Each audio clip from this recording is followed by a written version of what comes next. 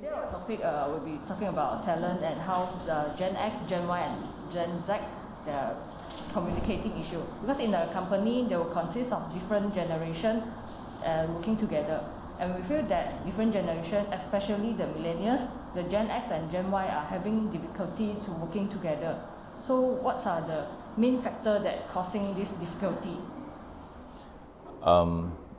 To understand the generation gap, got to look at the background of the generation first. If you look at the time when, probably 30, 40 years back when we were growing up, think in terms of the culture that we live in, the environment that we live in. We are in a very Asian environment. Okay, Asian environment. We as Asian culture, we are quite respectful of the elders, of the people in the position of either authority. Give example, if you look at Japanese culture, all right, you see they bow to authority, all right. The more senior you are, the lower they bow. If you look at Chinese culture, we have Confucianism, where we're supposed to respect the elders and the parents and all that.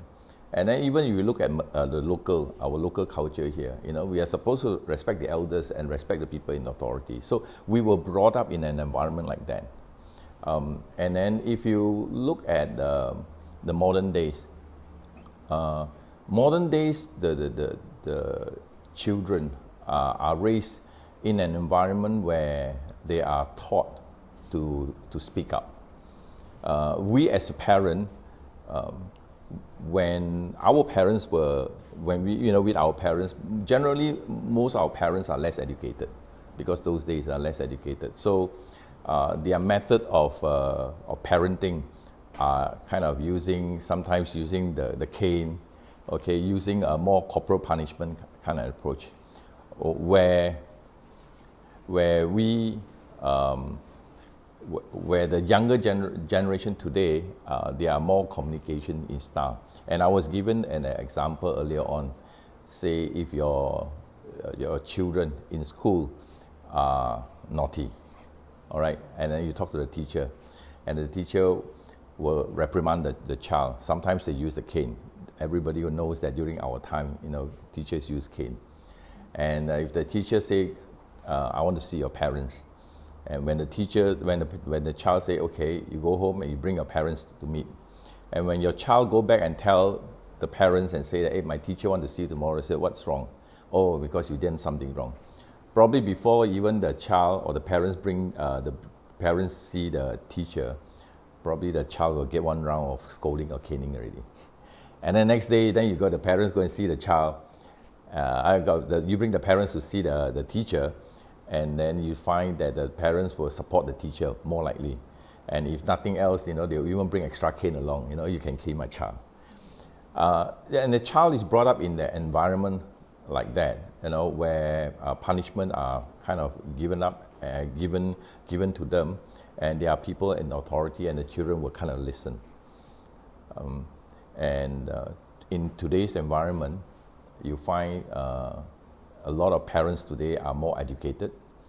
They tend to raise their children in less using corporal punishment, where they use cane and all that, but they try to apply their educational background, meaning that as a parent you feel that you're educated, you should be more civilized, you talk to your child in a certain nice manner, and you hope that you want to understand the child. And a lot of parents, even when they are babies, they start reading out the book on children psychology, thinking about how to raise children, all in a way to say, I want to raise a child that is more knowledgeable. And today, if you also talk about children in school, if the teacher is to use any kind of corporal punishment, you get a lot of hoo-ha. Parents will go against you, and then the children go in the Facebook and then go this and go that. And now teacher will become a lot less, some people use the word caring, but the teacher will say, okay, never mind, I will teach you just as a teacher and nothing else. And I see that when a child is in that kind of environment, they grow up, versus when we were growing up, we were in an environment where there were a lot of threats. We grew up, we used to threats. And when we go to work, boss say certain things, well, we are okay because we respect the elder, we respect the authority, and we are also quite used to threats. So a lot of times we say something, do it, just do it. Children these days, they are less responding to threat because in the environment where they grew up, they don't have much threat, and they are used to softly spoken to. I think there's one aspect where the children are less tolerant in terms of any kind of harsh punishment. There's also another thought is like this. When we were brought up, we were taught about hard work. Don't think about getting the reward. Work hard, the reward will come. Save, and then you get what you want, okay? And you think about retirement at the age of 60, 70 years old, 60 years old or 55 those days. So all these things are already kind of ingrained in us. And then if you look around, there's nothing much that we can do when we are young. We don't have TV, don't have computer, don't have anything.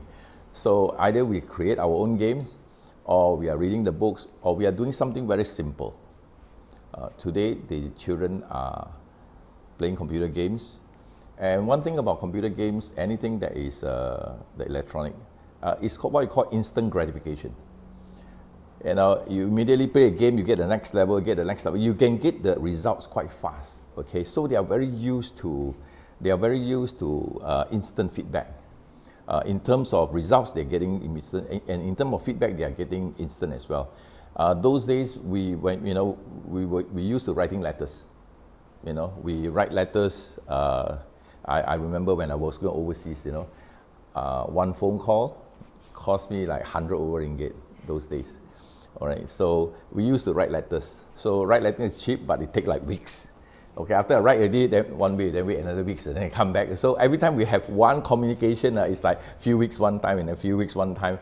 That was the time when I was working overseas, when I was studying in UK. It was all that kind of thing. Today is everything is instant. I send on you something, you send to me back. You literally can know what you are eating for dinner, what you are doing here and there. So everything is instant communication, instant gratification.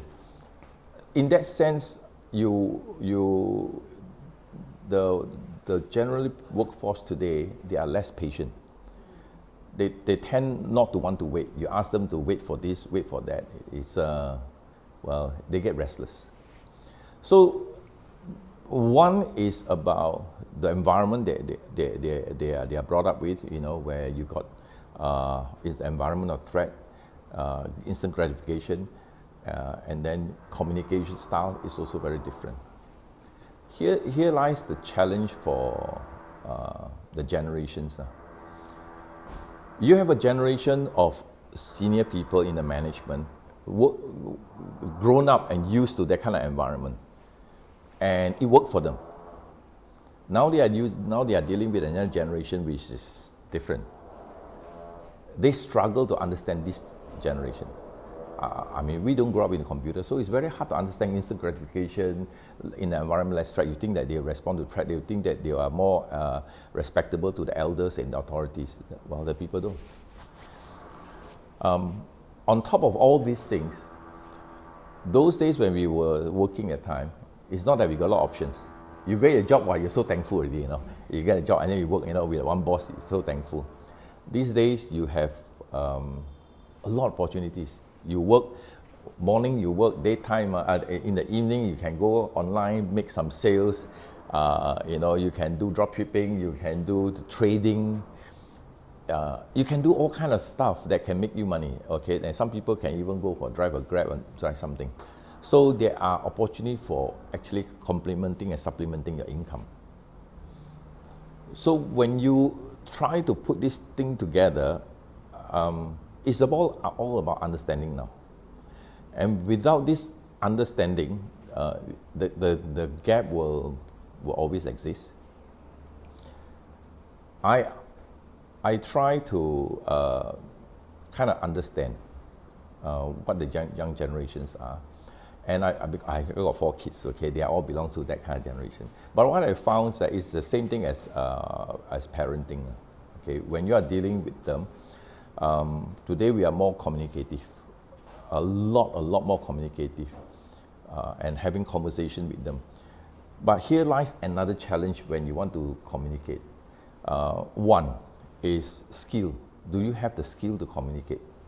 And sometimes, you are not brought up with a certain side of skill. The parents, or not parents, the bosses and parents are the same.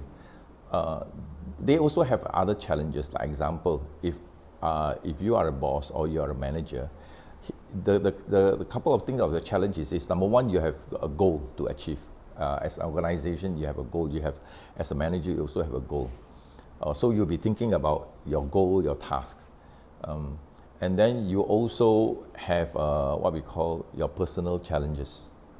You could be, like example, if you are a middle age or mid-level manager or senior manager where you got kids who are grown up, you'll be thinking about the challenges of sending your children to school, thinking about their education costs, your living costs. I mean, you have personal challenges that you are carrying with you.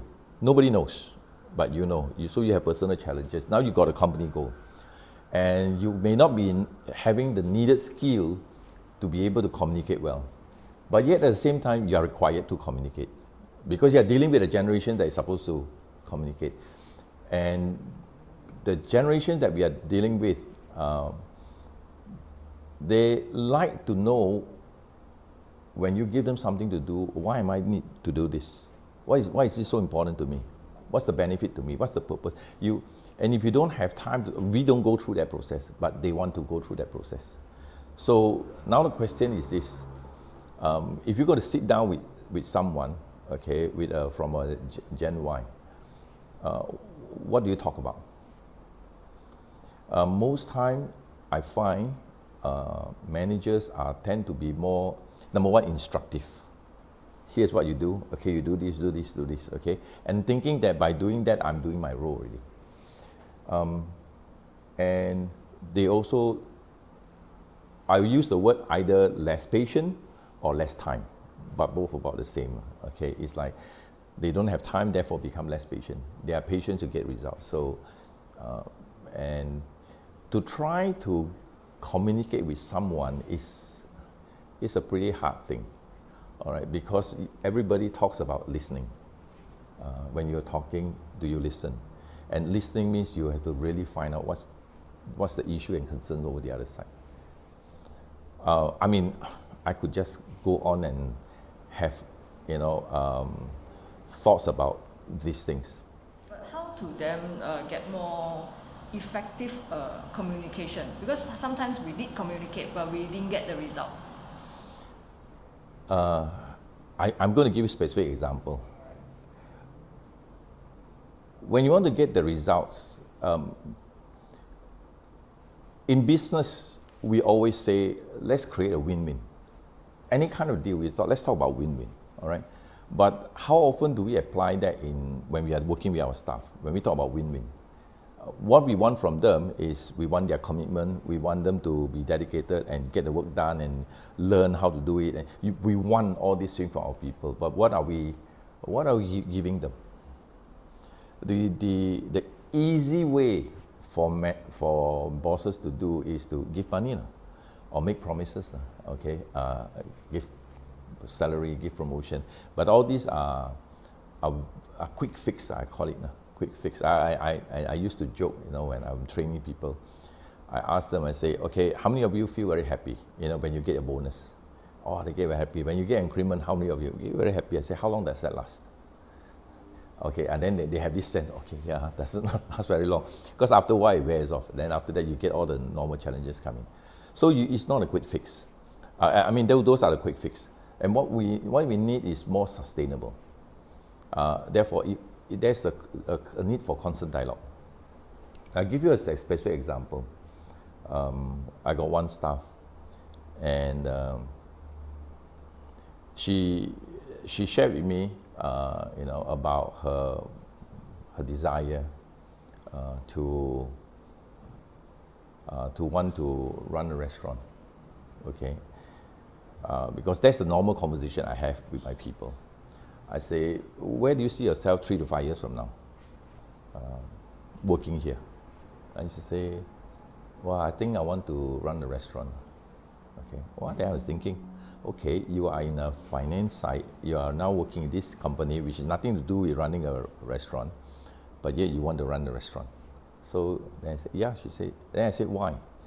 Oh, that's because when I grew up at the time, my mom was running a restaurant, I was helping her, and then I enjoyed the whole thing, and then I want to do something like a Starbucks or Coffee Bean.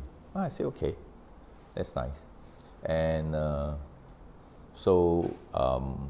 what do you see yourself doing there? Oh, I open the shop, I can set up this, I can do that. So she described in detail what she wants to do, and I had a conversation with her that it's like I genuinely want to know how you're going to do it, what you're going to do.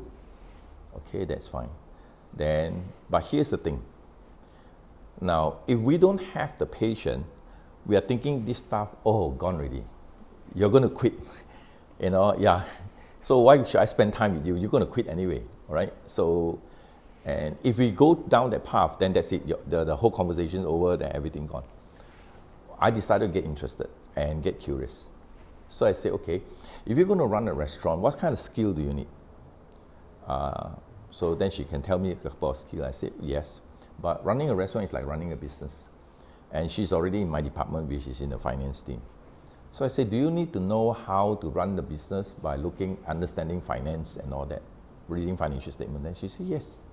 Then I say, well, you are here, so what can you learn here today and do that can be very helpful for you when you are running your business? So I make the connection about the experience and the work what she does over here and make it relevant to her, even if she decides to run her own business. And she saw that it makes sense. And guess what? Now she become work harder, learn harder, because everything she's doing right now is for herself. And what I did was I just provide the opportunity for her to learn. I say, okay, what else do you want to learn? What else do you want to do? What experience do you need to get? Okay, so we go through that. So that's one part, okay? Well, another part is that I say, okay, since she's going to run a restaurant, and I thought that I came across a seminar that's teaching people how to run a restaurant. Then I sent her, I said, hey, look, here's a seminar on running a restaurant. Would you like to attend? She said, yeah, she'd like to attend because she'd like to find out more. And I said, okay, she went for it on her own, of course. But the process of doing this obviously shows that I did not just listen to her, but I acted on what she wanted. By actually going along with her, that you want to run a restaurant, here's an opportunity for you to learn running a restaurant. Oh, she went. When she came back, I asked her, so how was it? She said, no, I don't want to run a restaurant. I said, why? Wow, so hard lah. You always think of running a restaurant is like inside the restaurant doing all the nice stuff, isn't it? But running a restaurant, you have to wake up early in the morning, go to the market, buy this, and get ready. And then by the end of the session, end of the day, you got to pack up, clean up, and then you got to go back late, and you got to what kind of hours you're working on, like how many days a week. After thinking all that, you say, I don't want to run a restaurant. I said, okay, if you don't want to run a restaurant, what else do you want to do? Then she think, okay, I want to be in your place. I said, okay.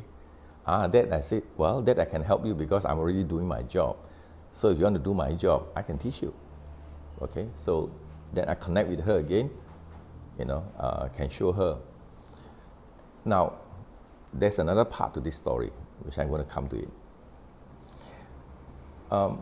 Because she wants to learn all these things, and the work that I do, a lot got to do with something that she can learn. I've done it before, I know what to do, I can do it faster, I can do it with less mistake. But for her with less experience, she doesn't know what to do and do it slow, more mistakes and all that. Now typically, if you are the boss, if that situation, sometimes you hesitate. Okay, I can do it faster. Why would I want to trust somebody to do it? I can make more mistakes, then I will get the blame. And then someone to teach them, there's a lot of patience, a lot of time needed.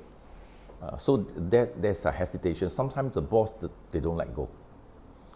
So in this case, I make a decision to say, okay, so if you're going to do some of this work and you want to learn from here, then obviously it makes sense for you to do the work to understand, to learn. Then she said yes. So I say, okay, if there's a work that comes to me that I can do faster, I can do with less mistake, but for you it's a learning opportunity, who would you prefer to do this? Then she said, yeah, I would like to do it. I'd like to give it a try. I say, okay, why don't you give it a try? So in that sense, a lot of my work is taken off me. Not because I even delegate. I don't need to delegate. She just said, give me the work, give me the work, give me the work. I want to learn this, I want to learn that. Okay, so I give her the work. So I coach her how to do, I show her how to do and all that. And obviously, if she make mistake, I will have to take the hit, but that's fine. So this part of it is done. Now, one very interesting occasion came up. One day, outside my room, I heard a banging sound. Somebody slamming the drawer very hard, banging sound, and then shouting. So I went out there. I said, what's wrong? Then I saw this particular staff. She was shouting and angry at another staff, which is also a manager. Okay, so they are same level. Then I said, okay, come. Why don't we have a talk? So she came in my room and then she started tearing up. I said, what's wrong? And she said, wow, she was so angry. She said, this person was unreasonable, this, that, angry. I said, okay, that's fine. So you have some misunderstanding, there's some disagreement that goes on. Then I said, okay, now I want to calm her down. I want to have a conversation with her. And I say, okay, so remind me again what you want to do, or what you want to be in 3 to 5 years from now. Now I'm using an occasion that she told me before. So I said, remind me again, where do you see yourself 3 to 5 years now? Where do you want to be? Then she said, yeah, I still like to take over your position. I said, okay. So now I say, okay, to do my role, to take over my position, okay, just describe to me some of the things that you see what I do. Then she described, okay, your role is this. I said, okay, but what else? Then she said, yeah, managing people. I said, good. And how big a group of people you're going to manage? Yeah. The more senior you are, the bigger the group. So I said, okay, fair. When you manage a group of people, I said, what kind of people that you normally find when you manage a team of people? Okay, so would it be fair to say that the people that you manage, there will be some of the good ones and or some of the difficult ones? Okay, so how do you manage the good ones? Easy, isn't it? Manage the good ones. Okay, they are very responsive. They want to learn. And so very easy to manage the good ones. Well, what about the less responsive one? Quite hard, isn't it? Wow, you got to motivate them. You got to talk. So I say, which one need more skill? Well, you need skill to do that. So where are you going to find the skill? I ask her. Then you think, yeah. You need experience. You need skill. So where are you going to find it? Well, you got to start practicing. You got to have, you got to have the opportunity to do it. So I say, okay. So if you're going to manage tough people, you need experience, you need skill. When are you going to start? Then she said, as soon as possible. Okay, so now it's the occasion. Because you just have a bad time with somebody. So this is a skill. Now you need this skill. So you have a difficult person right now, and you struggling to how to handle this person. So now get creative. So what do you need to do to handle a difficult person? Then she immediately see, yeah, okay, makes sense. So she saw this challenge that is having right now become an opportunity. Okay, and see that, okay, it all makes sense to her. That if this is what she wants, this is the experience she needs, this is the skills she has, and this is the opportunity present itself, and now she has to go ahead and do it. Now, the reason I share this is this. If you don't have that dialogue, they will be exactly where they are. Because we have that dialogue with them, okay, it makes sense for them, and it guides their thinking, it guides their perspective. Okay, and that's what we should do as leaders in the business. Okay, so that's just... Other than the leadership, actually throughout the process of leadership and guidance, actually they build trust between the employer and the employee. But how they can build more trust between each other, so that within the dialogue I can tell you the truth, what I want to achieve, then we can help each other to grow together. One of the things I talk about trust is whether do you care. Here's the big thing, okay. a lot of perception for an employee is that my boss don't care enough. Why they don't care? They got their own goal, they got their, it's a lot of things they do it for themselves. So they don't see me. I'm just a table or chair, just to serve one purpose. And I mentioned just now, when you have a dialogue with someone, do you really listen? Okay, and if you listen, what do you do? So like in this case, I found that my staff wanted to run a restaurant. So I didn't just hear her, and I flow with her. I say, here's the link, and then you go, you attend, and then here's, okay, tell me more. What I do is also this. I get interested in their, what we call their finances. Like how many family members they have, how old are their children, are they going to school, what are they studying, if they are spouse, a husband or wife, what are they doing.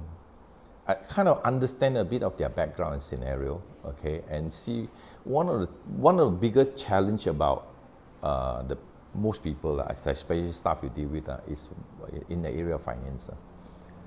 Okay, not many people have the ability to match what they earn against how they spend. There tend to be a mismatch. And if I could have a conversation with them to understand where they are in terms of in their area of finances, that conversation alone can worth a lot to them. Okay, so guide their thinking. So, and I'm also what we call have an interest in investments and all that.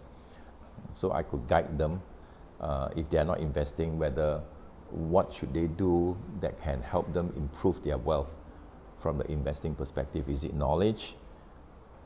Is it support or whatnot? Okay, so when you journey with them and go into their life and think about where their issues and concerns are, it goes a long way to building trust. And one measure of trust is a lot of time I call it discretionary time.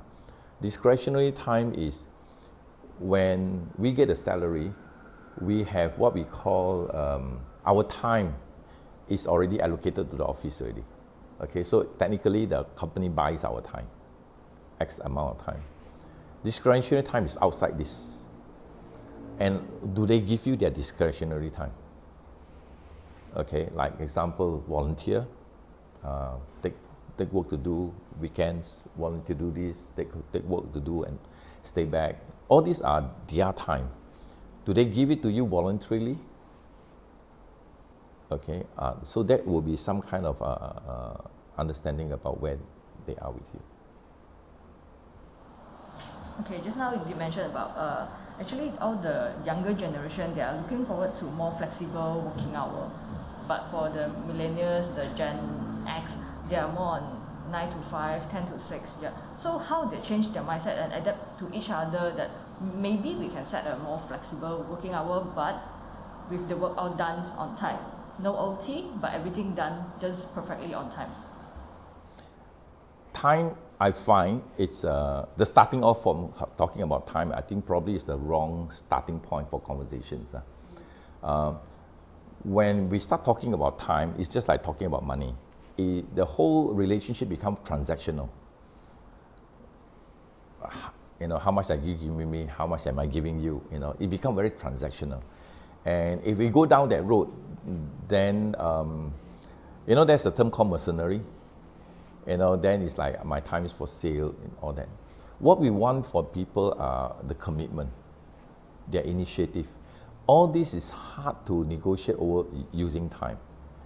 And so in a way, looking at it is that what would trigger their interest and passion.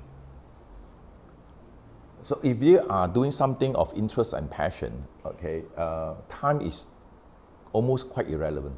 I give you an example.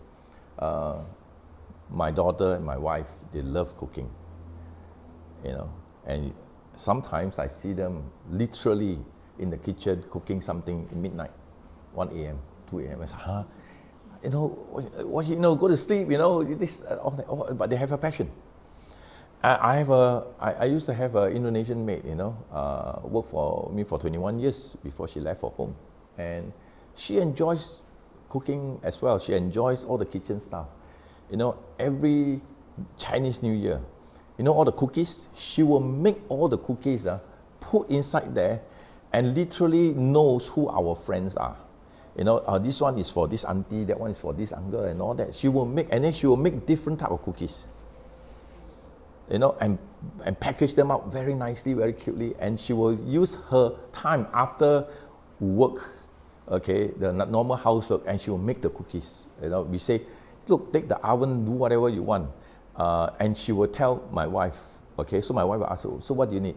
Oh, I will need X amount of butter, I will need so much of flour, and you make sure you buy for me so many containers and all that.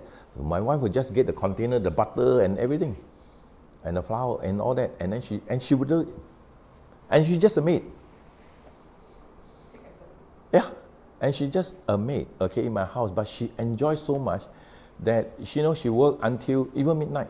She would bake the cake. I said, wow, the cake, the house will be smelling of all the baking and all that, okay? But we let her indulge herself. So I find conversation around time, a lot of time is already a signal that something is not quite right if you are talking about time. If you look at some modern companies today, all right, you talk about Google, Microsoft, you look at their office, it's designed such that you don't even think of time. You come to office, you want to sleep, go sleep. I got a room for you to sleep. I got for you to play table tennis and play computer game. Anything you want to do, okay, the office is designed for you to have fun. Because why? There are moments where you're going to get your inspiration. Okay, it could be midnight, it could be 2 a.m. in the morning. It's okay. When your time comes, then you come. Okay, so what they do is that they don't look at time, and the employees also don't look at time. They just look at results. Okay, when do we need this? Okay, we need to do this. Okay, let's talk about how to get this done. Okay, now how is all subject to conversation and negotiation. Okay, let's talk about, now we have a 1 week deadline, a 2 week deadline. Okay, let's talk about how are we going to get this done. Okay, so what's your part and all that, and then they go around, they go back and they figure out. Okay, I need to do this, I need to do that. Okay, so when can you get that done? When can you get this done? Okay, so everybody's focused on the result on their part. And if you get into that kind of environment, I think you are in a very sweet spot. But do you think that kind of environment will promote innovation? My personal belief, yes. Okay, my personal belief is yes. Why I say that? I think it's got a bit about human nature. Okay, give people something where they feel proud of. Okay, I'll give you an example. Okay, getting a job and doing a job is something that a lot of people will say, okay, I'll do it, right? But to do something extra outside a job, okay, is a choice. Now, some people go and drive a Grab. I like to have conversation with people when I take a lot of Grab, so I have a lot of conversation with drivers. They tell me what they do, and so I say, what time you wake up in the morning? They say, I wake up 6 o'clock. Okay, in the morning I drive. Okay. So and then they say, I go to work 9 o'clock, but I use this morning to do this. Okay, because it's this morning, they'll tell me sometimes people need to go to the airport and all that, and I get to take advantage of that. And morning, they also have incentive to drive in the morning, so they drive. And then after work, they will tell me, after work, they will start what time and they will drive. You say, why? Because otherwise I'll be at home watching TV, doing things. But then the question I ask is that, so why are they doing this? So there's the reasons. Nobody forced them. There's the reason for them to do it. So I find the conversation can be around reasons. Around reasons as to why is it important, why they want to do something, and are we able to work with them. This pandemic is an interesting time because a lot of people work from home. My kids work from home, but my kids, literally work harder than I think they are in the office. Because after work, after dinner, they will still work. At night they work until midnight, and then my daughter work for e-commerce company, and they have promotion and all that. And then tomorrow is the next day is a promotion, is a campaign, and she will just go and make sure that everything is done. And if it's not, then we can't do this. And she will work until 4 a.m. in the morning. Okay, otherwise she say we can't. Okay, and she makes sure that everything is okay then before she go to sleep. Okay, why? Because it's all about connecting to what is important for them. Now, this is normally what I feel happens. Okay, and I have this conversation a lot of time with staff and sometimes with management. I said, how many of you own businesses or have your parents that own businesses? Most people don't. Most people just start work as an employee. Okay? So my question to them, I say, okay, now most of you start work as an employee either from a university when you graduate, or you left one company and joined another company. Okay? I say, okay, fine. I say, how many of you join company? Okay, on the first day in the company, and you make yourself a promise. I say, okay, I'm here, and the first thing I will do in this company when I join is try to destroy this company. I say, how many of you have this thought? Of course, everybody laugh, and none of us, none of you. Okay, yeah. So what's your thoughts when you join a company? Well, most of them want to prove themselves. They are motivated. They want to prove themselves, okay, and they want to learn. So that is that kind of spirit that they bring when they join a company. My question is what happened to those spirit? Whose fault is that? Okay, because what we always forget is that people don't join an organization to destroy their career, to destroy companies. They don't. They all join with very noble intention. What we forget is that we don't know how to harness and hold on to this noble intention. Okay, now simple fact is this. Now some organizations are doing pretty well. Okay, the more structured one. Example, my daughter go and join, join an American MNC. Okay, when first day she arrived, okay, she have a brand new notebook there. She has a welcoming, because she joined this company dealing with food and all that. Okay, she got all the food package and all that, and they come in a box, all waiting, and the name card it already put in all their name card is there, all nicely, and then with a note that says welcome Natalie. Okay, my daughter. Okay, and she come to office and that's there, waiting for her. So it's such a welcoming sight. Okay, and every quarter, during the pandemic, they have a lot of get-together session. So the company will order lunch from even Hilton Hotel, send it to individual houses, and they have con call, and then they are eating lunch, all that. Now this is, I would say, probably the minimum some of these organizations are doing. Okay, to try. Of course, I would not say that this is the thing that bond these people, but it's showing the signs that, thinking from the employee's point of view, okay, we want to make you feel good. Then the other aspect of the culture. Where I find organizations are not doing enough a lot of time is because they are busy.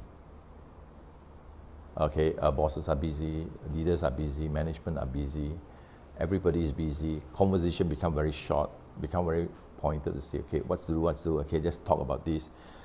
Nothing personal, don't talk, and then you don't know about me, I don't know about you, don't know what is going on. So the word that I'm thinking about is empathy. Generally, there are less empathy. And once you don't see that, of course, trust will not come as well. So I do find that as human beings, we can get people to get that spirit up. We don't even talk about work. Okay, let's talk about school. You will see that there's a lot of fun thing going on in school.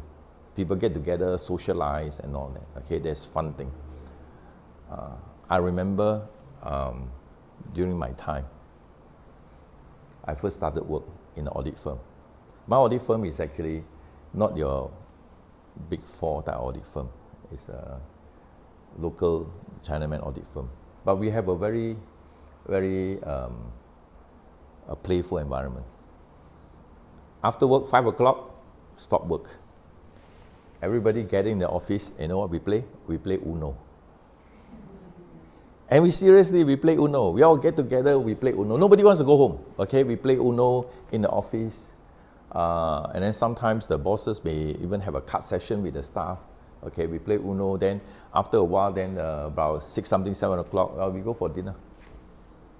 Okay, those days my office is right in town, in the middle of the town. Okay, so after finish playing Uno, already laugh like crazy, then go and have a meal. Okay, and it's almost this type of thing that goes on.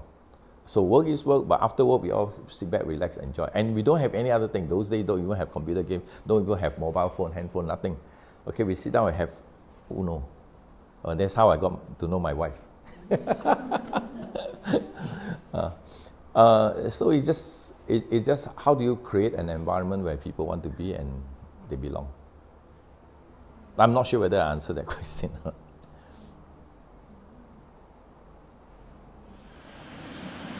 Do you think parents give more freedom to the children now today compared to the past? And is it a positive kind of development? In terms of, okay, here is another challenge I find. I see similarity between parenting and also at work. Now, I'll give you an example of parenting first. And I was also having some part of that in my early career as well. So when you are very motivated to build your career, you spend a lot of time in the office and you really work very hard. And your children were young, okay, so we don't have much time for them. One of the things that, phenomena that can happen is that, so how do you make up for lost time with your child? A typical way of parents making up for lost child is to reward them. We can reward them. Hey, let's go to the mall. Let's go to McDonald's and or sometimes buy them things. Okay, it's all about making them feel good because you have a sense that they were a bit deprived. And sometimes even when certain things go wrong, you felt that probably they were neglected. And the turnaround or way of making them feel good, because the hard way and difficult way is conversation. Again, I say sometimes the skill, we don't have conversation skill. We don't have conversation skill, we talk to our spouses, and conversation we talk with our children. So the shortcut is, well, let's go for McDonald's, okay? And just the environment itself, okay, just forget about whatever happens, okay, let's do this. I was doing a workshop on performance management, okay, for a senior team of business leaders. And one of the things that we talk about in performance management is about having a performance conversation. So sometimes you have quarterly, half yearly, or annual conversation. So during the conversation, you normally compare to say, so, you know, what you've been doing this year, here's your goal. So what happened, you not achieve your goal? And, you know, then you can start talking about them, like, okay, you should have done this, you have done that, you didn't do this, you didn't do that. And as a result, it affects your rating. And then the staff will also have the argument, you know, this, that happened, you know, you didn't advise me, you didn't, all that kind of thing. So the whole conversation becomes like an argument. Okay. And then, but that was the minimum they're supposed to have, because why? The management performance guideline is say you need to have performance management conversation. So what they do is that they have it at the time where they do annual review and the performance review, they have that time. But what they are not going into the spirit of things. They are going to the form, which is, you want me to have? I have. So done. Okay. And whether you like it or not, this conversation end up to be like, fighting, and everybody accuse each other, and then, oh, not happy, you give me the rating, and I think I deserve more, you didn't give me more, okay. But the spirit of things is this: a conversation is supposed to be held every day. When things go wrong or things go right, when things go right, do you give feedback and tell them, I say, hey, you did a good job, yesterday you did so and so, with their customers and all that, you did this, and then as a result, the customer were very happy. Then you give compliment. Or if they did something wrong, can I talk to you a minute or not, and let's go through what happened, okay? And you have a dialogue. So it's a daily thing. You shouldn't have it like, just because it requires you, then you have it once a year. So, and there was this occasion where this senior lady is a lady, okay, and she was saying, oh, I rated my staff, okay, I gave her 2 stars out of 5 stars. She was not happy. She came back and she negotiated, pleaded for more, and then saying, oh, I have 3 young children at home, I needed more money, can you give me a chance, and all that kind of thing. And the lady said, okay lah, I give her a chance, but give her a higher rating. So there lies the whole performance system is being, in a way, minimized. Now, why I say minimized? The big challenge about business leaders at work is this: we always think about motivating. Okay, how do you motivate? Give more money, give increment, sometimes give even position, we motivate. But we forgot about the demotivation. Now, what I mean by demotivation?